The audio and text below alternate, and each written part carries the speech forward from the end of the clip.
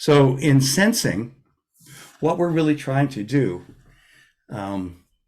is we're really trying to see the invisible. And one of the challenges is that our eyes have evolved so that we don't see air. Because if we saw air, air would get in the way as a bipedal hominid to grab a branch and move through trees or move through underbrush. If we saw air, we wouldn't know where to go and how to navigate. So our eyes have evolved to not see air. In doing that, there are a lot of properties of air that are really important that we can't visualize. So Bill and I were talking a couple of days ago, and I was saying, if we could see carbon monoxide, we probably wouldn't be driving cars. We'd see it. It would be all around us. We'd see highways as this channel, as this road of congestion and dust and gases and such, all concentrated along the road. But we can't see that. So what we're trying to do with environmental sensing is having sensors that can extend our capacity to see, to visualize. And I often like to equate it to telescopes and microscopes. And that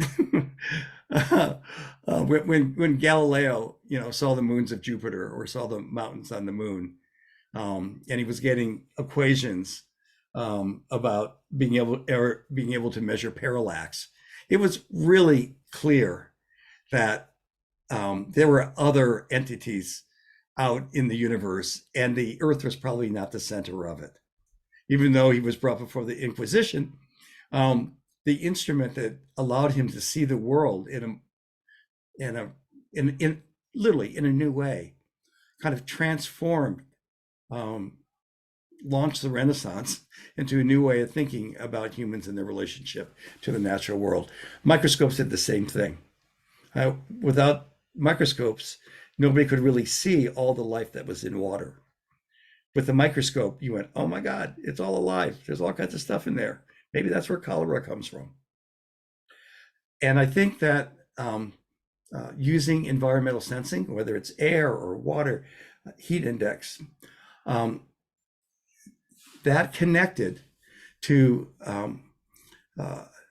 dashboards and data visualization, will be the telescopes and microscopes of our ability to see our environment of the 21st century. It will be like being able to put on goggles or looking through a microscope or telescope to be able to see the world in a new way. And I think that may be transformative. I sure hope it is, but might be transformative. And one of the areas that Bill and I talked about, and it seemed that you might be interested in, is to know a little bit more about the methodology and maybe some of the instruments that are used in air quality monitoring. I'm kind of showing three categories here. One is a mobile unit. This is a mobile unit that connects to your phone. As you move around, it takes recordings, geo records the data and the location, and then you can see a map that has a line that shows you the quality of air that you've moved through or that you're moving through. This is a kind of a mobile unit. This is a stationary unit called an AirNote that I'm pretty fond of. That's solar powered and cellular connected, very easy to install. And this is from a company out in California called Clarity IO. It's solar powered, cellular connected, and uses calibrated sensors. The mobile unit and the basic kind of station unit uses quality sensors, but they're not calibrated to a scientific standard reference. And what we've been doing in schools, and I'll just share this with you as a larger context, is we're imagining having a sensing station in schools, parks, public venues that has a series of integrated sensors, a weather station, air quality and heat index, um, and water and soil. And that these can connect to multiple smaller sensors, let's say around the schoolyard, under a tree canopy, in shade versus sun, things like that. Um, Multiple small air quality monitors. We see a big difference between the parking lot and the schoolyard, if the schoolyard is in asphalt. So thinking of this as a system really has lots of advantages. During COVID, we were asked to come up with some ideas to extend the school day, connect students with the outdoors for outdoor classrooms from pre-K through 5. This is a traditional growing high tunnel. It has a big solar panel to power. And then we've added birdhouses with digital cameras, weather stations, lots of opportunities for students to explore the environment specifically in which they live. And in terms of measuring, then we take a device like an AirNote. I brought one here, which I can show you. Actually, I think I'm just going to stop for a second here, and just can you all see this? Okay, yeah. So this is an air quality monitor. The case closes like that. The front of it here, solar panel, right? So it doesn't need any external power. Air goes in the bottom. Inside of it, I don't know if you're seeing it okay. This is the sensor. Has a rechargeable battery. Has a little LCD display for setup. Has a QR code here. And setup is simply mounting this outdoors or mounting it on an outdoor window, taking your phone, reading the QR code. It immediately takes you to a website for AirNote. You put in your email address, it knows your location, and it'll show you data in 5 minutes. It's that simple. If we had more time, I'll tell you the wonderful story about the origin of this that came from developing Geiger counters, radiation monitors after Fukushima. The interesting thing about this is that the fellow that developed the sensors in Japan for the Japanese to do basically citizen science so that they could monitor their own environment, he realized that the biggest restraining component of all environmental sensings were not the instrument, it was the connectivity. So he came up with a methodology working with cellular phone companies to have a special rate for data. So you don't have to do a full Verizon, registration for just a little tiny bit of data. And when you buy this unit, you get 10 years of free data connectivity.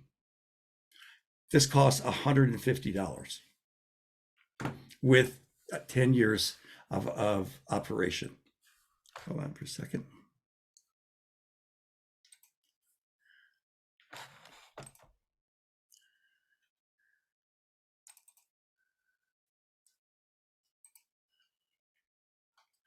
And just real quick, many of you may know this, but the way that the particulate sensor works, that there's a laser, air passes through, the very fine particles scatter the light, then there's a target here that reads the amount of light that goes through and then calculates the size of the particles. In schools now, we're beginning to put these kind of systems together, comparing school to school in different sites. The data goes up to the cloud. The sensor data is stored in an archive. You can then access the archive with a dashboard and then look and study for patterns. This is what the spreadsheet looks like for 8 or 9 minutes of operation. So we want to do data visualization. This is an example of a dashboard for data visualization. I'm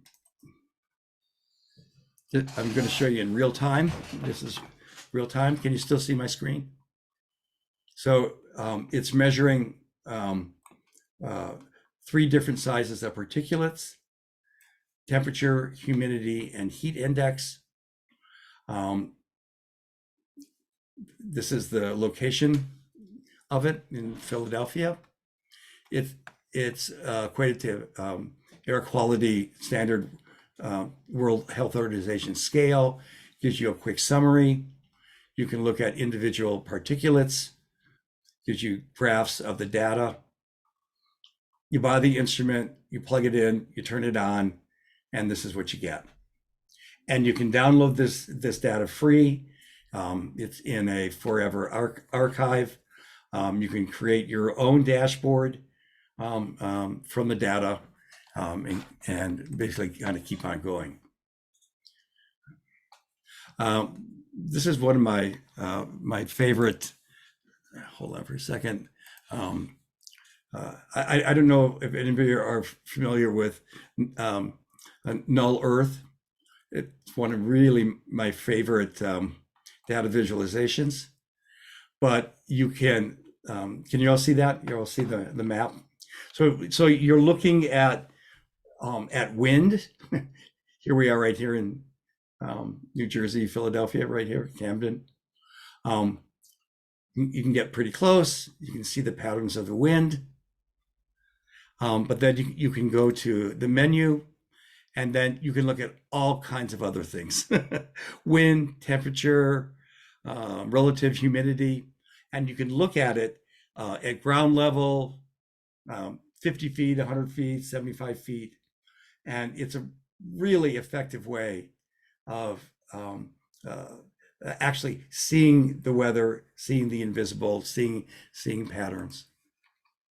One thing that I thought would be of interest to you is that we've worked a lot over at the refinery, the decommissioned refinery. I won't go through this particular news segment, but tell me if you can hear the audio. Are we set up for audio here?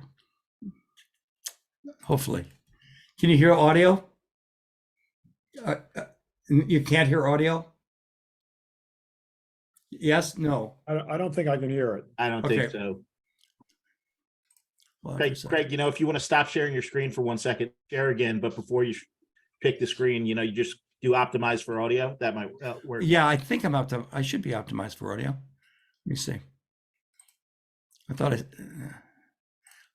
check my video settings.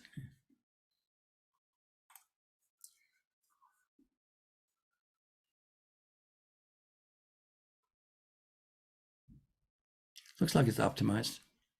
Maybe I'll just take a pass of it so we have a little more time to talk.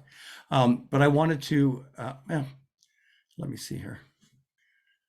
I am optimized for audio. What it is, it's from the EPA, and it's the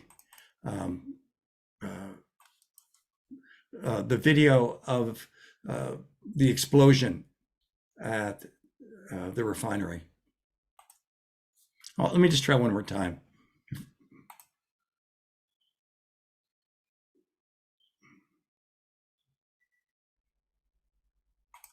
Were you able to hear anything?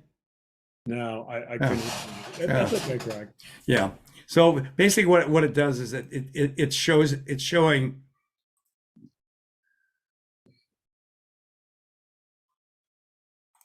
So it's a moment by moment description of the explosion at the old at the old refinery.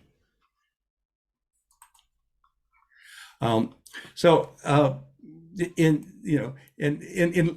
lieu of kind of showing you a little bit more, maybe I'll pause here and see if you have any questions or things that you'd like to chat about.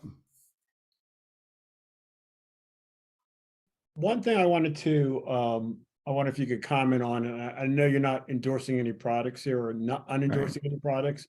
Right. You know, you know, like for instance, Ben said in his chat, we use the wind maps in conjunction with purple air sensors. Mhm. Frequently in Camden have directly seen increases of PM when the wind is blowing from scrap and automotive Right. files. I just wanted to know, I mean, I know we talked a lot about calibrated versus uncalibrated Right. sensors and that how important that is. And Right. also if you could talk a little bit, and I know don't endorse because I know you don't want to Oh, endorse. no, I'm happy to speak. But This is a purple air. yeah, so if you could talk a little bit maybe about the differences in air sensors and kind of the advantages and disadvantages of Yeah. purple. Real quick. So here's two different instruments. They use almost identical sensors. Their operation is the same, almost. The difference is connectivity. This, you basically turn a switch on the bottom and it's running. It self-powers, connects cellularly. I like the purple air, but you have to plug it into a source, AC line source, and you have to have Wi-Fi. In general, if you're trying to do remote sensing, let's say around a scrapyard or in an outdoor area, you can take something like this. We have straps for it, and you can put it around a pole, turn it on, and it's operational in 2 minutes. I don't necessarily advocate one or the other, but if you, for ease of use, it's half the price and much easier to install. And we have a couple of questions too, Greg. Sure. But also, can you comment about the calibrated versus uncalibrated a little bit? Sure. With calibrated sensors, they're actually put in a chamber, and their operation, their sensitivity, is tested and aligned. Though non-calibrated instruments cost between $100 and $300. Calibrated instruments are 3 or 4 times that.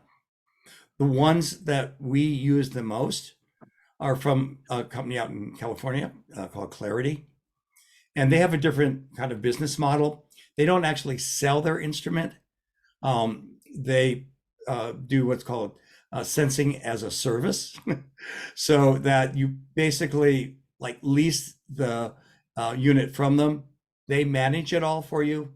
They manage the data, make it available to you in any way, and they ensure the operation of it. And it's a calibrated unit. So if we're doing outdoor measurements, air quality measurements, that we want to like present at a public hearing in which there might be other engineers there or epidemiologists who focus on air. You can use a non-calibrated instrument to indicate potential danger. But if you want to have science-backed, evidence calibrated machine, like this is undeniable, completely defensible data that any scientist would want, you'd go with a calibrated machine. The ones from Clarity, we were able to do an annual contract at about $1,200 a year for those instruments. And particularly for community-based organizations, using, these kinds of instruments maybe to get started. And then if you see like a real hazard and you want to get a higher level of authenticity and documentation, you'll go with a calibrated instrument like a Clarity. And you can just get in touch with them. They'll manage the setup and they'll manage the operation for a year. Thanks, Greg. We got two questions. One from Sean. Did you have a question? Your hand. Yeah, I do. Real quick, thanks, Bill. Craig, this is awesome. Really, really informative. Thank you. As you know, the organization is called Tri-County Sustainability, and a lot of our focus, rightfully so, is on Camden, and that's where the Long Association, even this week, continues to give us poor grades. But what's very frustrating for us is that Burlington County it's NA when those reports come out because they don't have monitors.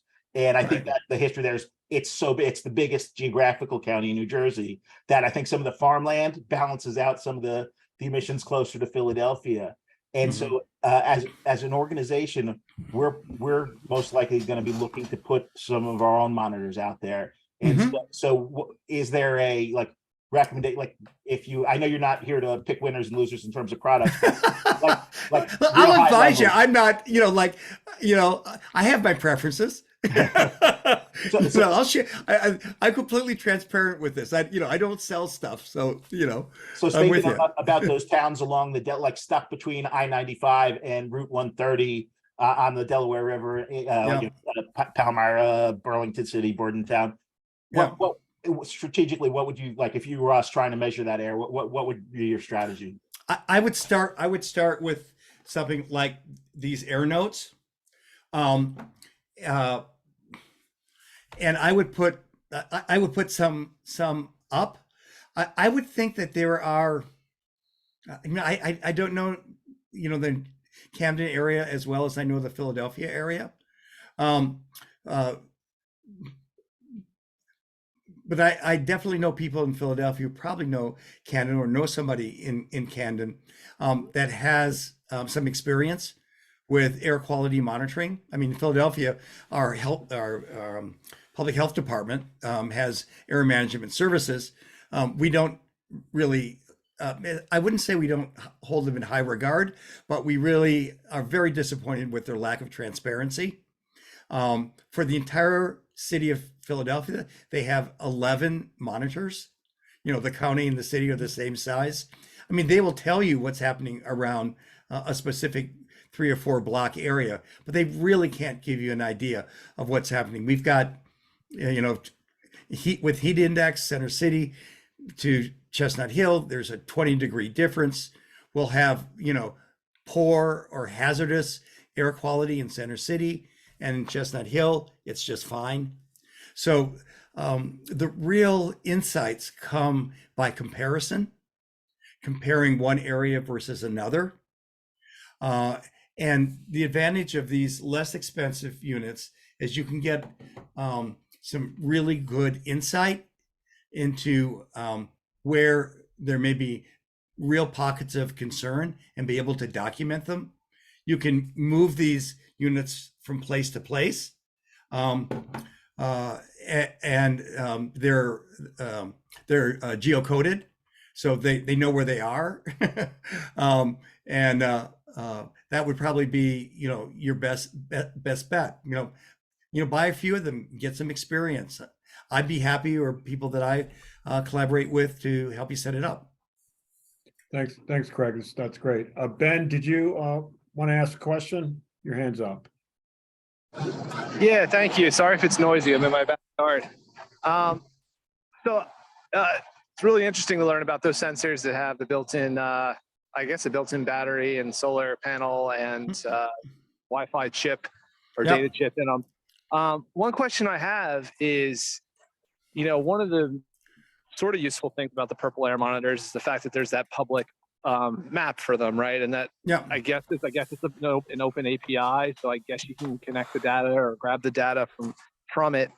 Is there a similar platform for the model that you showed that Yeah. has the built-in solar model? And a second follow-up to that, is there a way for an organization that may be using multiple types of monitors to have an easy-to-use platform to incorporate data from multiple different types? Bingo. That's a great question. Really great question. We like to describe what we're doing as device agnostic. Like we don't want to build any kind of environmental monitoring system that's dependent on one kind of device or one kind of technology. All of these instruments, whether it's Purple Air, AirNote, Clarity, have an API in which you can connect to and be able to stream data or access data in particular data ranges. There's a nonprofit out of Washington, D.C. Called Open AQ, Open Air Quality. And their aspiration is to be the national, if not international, archive of air quality data. So a number of organizations that have instruments, that make instruments, are streaming their data through the API from their devices to the archive in Washington, the OpenAQ, for long-term storage and accessibility, of that data. And in terms of building your own, let's say, dashboard, that ends up being a little bit more challenging. There are apps that allow you to do it. The map of the Purple Air, it's not really an air quality map. It's a device map with color-coded circles for the readings of a particular instrument. It's useful. It's kind of interesting. It doesn't really provide the kind of interpretation that you need to make sense out of the data, though it can display it. The real insight comes from comparing one site to another site, or comparing one time to another time. That comparison is, over time, is the one that really generates meaning and kind of actionable data that you can advocate for environmental justice and social justice. Yeah, so Craig, just to jump in, one of the things we talked about, and you kind of gave me the vision, is a weather map where you have air quality and you have air sensors, just like we have with weather maps with temperature and heat. Exactly. Imagine where you're seeing, a plume of, particles going across a map. That's what we're talking about, more comprehensive. So you could actually kind of figure out what the source is and the effect and the impact. Right. So that's what Craig. So that's Yeah, always yeah. And it just thanks, Bill. Our aspiration is to put air quality monitors and heat index monitors and soil and moisture temperature monitors in all 320 schools in Philadelphia, and use those nodes to build a real-time map, a real-time data map of the flow of the environment, heat, air quality, gases, you name it. And at that scale, you'll be able to do it. I do want to mention before we depart that there is money available by EPA grants. Probably New Jersey has some state grants that will help underwrite the procurement of air quality instruments and really help support increasing environmental justice in your communities. Yeah, just one more thing too, Craig. We could talk all day. Oh yeah. but one thing that we might be missing here, because you talked a lot about one of your projects is the refineries, right? Right. And that's not necessarily particulate matter, that's also gases. And Right. that's something that, I think that's something we need to kind of be looking at too. Maybe not as a first pass, but also, being that we have Cavanta, we don't really know, we probably know what they might be spewing out, but we don't know what kind of damage they're doing and the impact. We Right. don't have that sensing around them. That's right. That they can capture, organic and vapors and gases. Yeah, yeah. Around the refinery, one of the biggest concerns is benzene, and we're working with a group from Drexel, uh, and we're doing fence line monitoring of benzene. The health risks of benzene are really high. The gases that were released with the explosion of the refinery, it was literally a miracle that 60,000 people were killed. I mean, it was just they just escaped by a hair. They had a special tank or reservoir to dump the really toxic chemicals that are used in high performance cracking, and they were able to get about 85% of that material in a safe container before it was released. But we could very easily have had another Bhopal, even worse. We've actually ran out of time. I feel like we should be talking more about this. I'm sorry. Does anybody? Well, first of all, I want to thank Craig for this great presentation. Can we give him like a round of applause, everyone? It was really, Yay! really good. I'm so appreciative. Thank you.